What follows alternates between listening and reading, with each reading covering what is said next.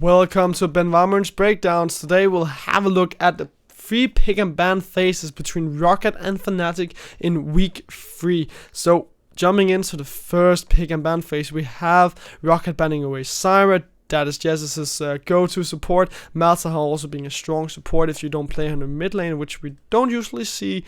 And then they will also ban away Syndra. So Caps has shown that he really likes to play these team fight mid laners, which is someone, or well, at least Syndra is someone you don't want to give over to Caps. We know that he likes to play the likes of Syndra, of LeBlanc, and Rise, so you don't want to give that over. Fnatic coming out with the standard red side bans, LeBlanc, Rengar, and then usually you round it out with Camille.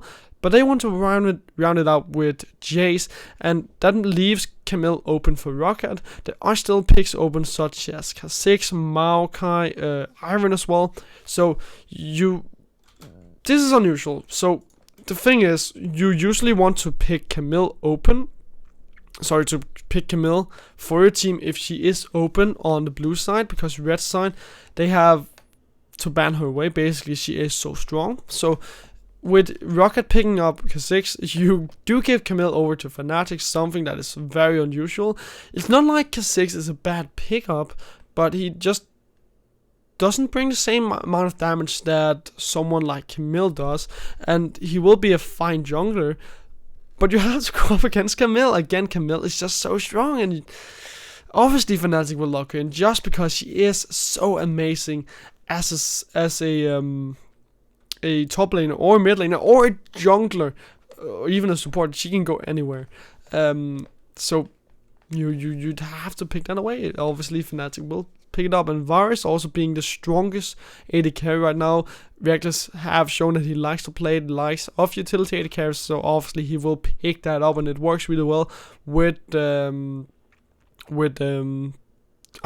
Camille's ultimate hexagon as well. So the the chains of corruption and the hexagon ultimate from Camille works really well.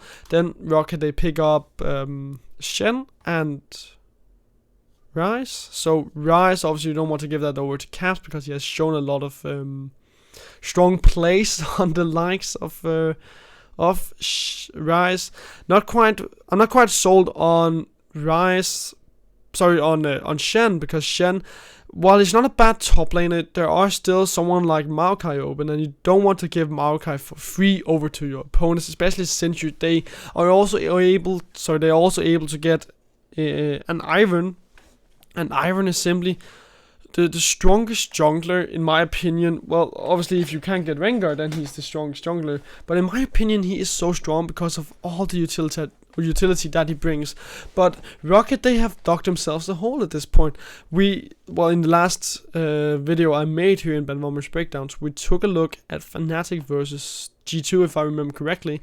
And we saw how Fnatic, they weren't able to pick up an AD carry at the right time, so that meant that in the second pick and ban phase, the G2 lineup could just ban away all the utility AD carries that were left. Fnatic, they will now do the same against Roccat, at least I think so, because Roccat, they haven't picked up Jhin, they haven't picked up Ashe, Fnatic have picked up VODS. So if you ban away all of these utility AD carries, all of the strong AD carries, then there's nothing left for Roccat to take, more or less, and then they have to go to the likes of Sivir, of Ashe, of Caitlyn, perhaps even Tristana, because you cannot really get a lot of utility. And with Jhin and Ashe and VODS all being either banned away or picked up, there aren't a lot of strong AD carries left.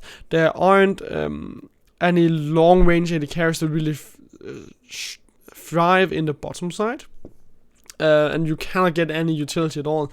Fnatic, they now know that Roccat, they ban away Cassiopeia and Orianna from Caps. And Maokai is still open, and Maokai is such a strong pick. So, more or less, Fnatic, they have to pick up Maokai now, especially with you having Ivern and VODS and Camille. Maokai would work so well with that team composition because of him being a strong frontliner, and you need to protect your VODS and your Camille while also allowing them to deal the damage, which obviously is something that he can do when he's in the front line, and you also have Iron to support you up. And I talked about how Roccat, they needed some utility to go with their team, and that meant that they would now pick up Sivir and Karma. I think Karma would have been sufficient. I would rather have seen someone like Caitlyn, to be honest, because Sivir, while I do like her as an AD carry because of On the Hunt, she's not as strong as someone like Varus, and she will get outlaned very hard by him just because Varus has a higher attack range. He will be able to poke her constantly with his piercing arrows, well, hail of arrows too. And Jarlan is in a position where he cannot really do anything, and even though you have Vadit on Karma, who has a shield, that's not going to be enough to carry you through the game, to carry you through the laning phase, and therefore someone like Sivir will fall a little bit flat. Yes, you will have the On the Hunt for the late game team fights, but you won't have anything to support you or support you and your team to get through the laning phase, so that you can come out and help your team in the later stages of the game. So that concludes the first pick and ban phase.